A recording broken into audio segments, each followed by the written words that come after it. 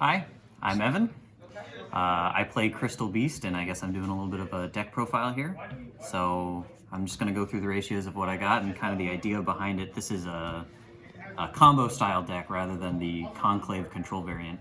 And a lot of this was stolen from Neshi, and then some other random ratios thrown in there to help out with it. But yeah, let me get started here. So I'm going to divide this into sort of packages. So your mainline Crystal Beast package is going to be two of the Crystal Beast Rainbow Dragon, three of the Pegasus, and two of the Ruby Carbuncle. These are kind of your starter cards that you want to see. And then we also play 5 hard garnets in the form of Emerald Tortoise, Amethyst Cat, Amber Mammoth, Cobalt Eagle, and Topaz Tiger. And we're playing a larger deck list because we want to dilute the chances of getting one of these 5 in an opening hand, because usually you don't want to see them anywhere except your graveyard. Off of the Crystal Beast Rainbow Dragon, we also want to be able to search the Rainbow Dragon for summoning the Overdrive and also using as a target for some of the spells. So we run 2 so that we can search it twice if we get interrupted on turn 1.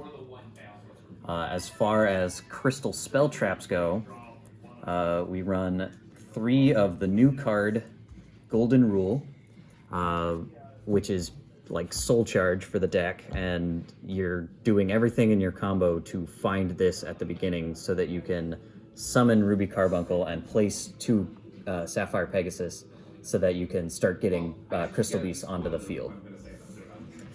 To sort of follow that up, we go 3 Rainbow Bridge of the Heart, which gives you an extra normal summon, and it also searches Golden Rule, so very good to see it. We run 3 Rainbow Bridge, which also searches Golden Rule. And then Awakening of the Crystal Ultimates, which searches Rainbow Bridge to search Golden Rule.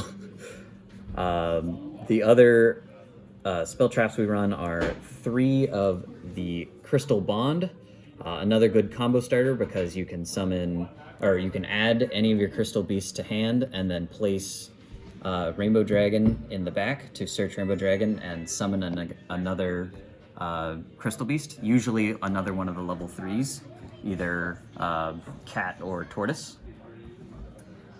We also run 1 each of Conclave, Miracle, and Beacon. Beacon as an extender. Miracle is usually what you'll be searching as an Omni Negate for random board breakers, and Conclave is just the icing on the cake if you have it. It's an extra bounce. That's all for your Crystal Beast, right? Yeah, this is the last of the Crystal Beast monsters. So yeah, we'll put these out of the way.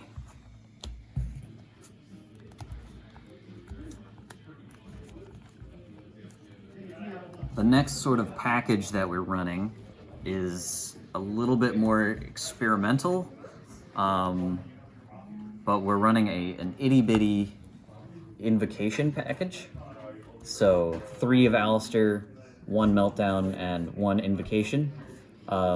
Just because we get 2 normal summons, we might as well use them both for something good. And ending on Mechaba is usually pretty strong if we can get there. That goes alongside this Salvation package, which is also technically part of Crystal Beast because you send Salvation to grave, search any field spell, and a Crystal Beast monster, so you can search either Magical Meltdown or Necro Valley, depending on where you're at in your combo when you dump this. And in this format, Necro Valley seems to be pretty good into a lot of the meta. The last little package we're playing is the tuning with Rev Synchron. I'm only running 1 Rev Synchron because I could only afford 1 Rev Synchron. And the added benefit that if you start with tuning, you get to mill 2 off the top, which could potentially be milling 2 of the bad names, which did save me in a game today. And then lastly, we have 6 slots for non-engine. This is a 50-card pile because we're diluting stuff. Yeah. Just sweep that out of the way. the last 6 cards, 3 Fenrir and 3 Ash seem to be the going meta for staples. The Fenrirs can probably be cited out, as well as a couple of the tunings and a couple of the Alistairs for other things that you might want: board breakers, kaijus, Droll and Lockbird if you're up against a combo deck. But usually having one of these two seems to be the way to go. Right. So everything that we've shown so far is facilitating this disgusting mess of an extra deck. All right, let's see this. It's all one-ofs. We've got Lingaribo because I am respecting getting Ibly locked next week at the regional. We've got Baguska if we need to play low to the ground, search a Necro Valley and place Baguska and pass turn. Can kill some decks, so sometimes you just got to do that. We've got the 1 Invoked Mechaba for dealing with or for doing the Invoker combo. 1 Lightning Chidori to deal with sort of back row decks, or dealing with some annoying monster that we got to get out of the way. And then everything else is kind of part of that mess. So for the Rev Synchron stuff, we run these 3 monsters: Power Tool to search the Golden Rule, and then from there we can kind of make a decision as to whether, if we've got another level 4 being where'd he go? If we have Topaz, Tiger, or Amber Mammoth on field, we can sync that off for Nat Beast and end on Nat Beast, which is usually pretty good. Otherwise, we bring back Rev Synchron to make Crystal Wing for a monster negate, which is also acceptable. The rest of this is part of doing that silly overdrive combo where you are linking off 2 of the level 3 Crystal Beasts to make Cherubini to send the 3rd one, so that gives you 3 names engraved.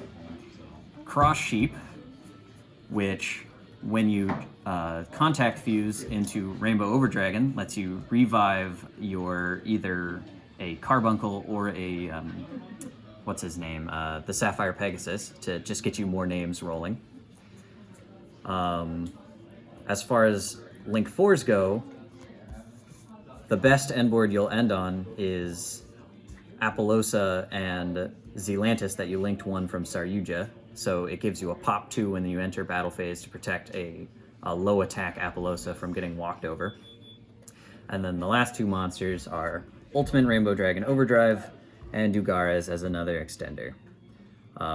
The ideal end board looks something like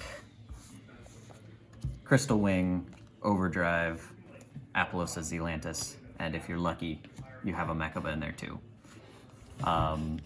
Last week we did pretty well. This week the competition was a little stiffer, and we didn't quite get the full combo out most of the time, but even if you don't, do the full turbo combo, you can stop halfway and end on Baguska or end on something like a Crystal Beast Beatdown and controlling the game with Conclave. So you can kind of pivot halfway depending on if you get stuck or hand trapped or something.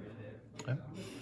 You don't have to show your side deck if you don't want to for the regional, but you can if you want to. The side deck is not totally figured out, so I'll show what I got so far, but It doesn't really matter. We're running evenly. We're running a couple Cosmic Cyclones and a Duster. All right. Droll to side out of a couple of tunings if we're going second and just need better stuff. A couple of Kaijus and a Change of Heart.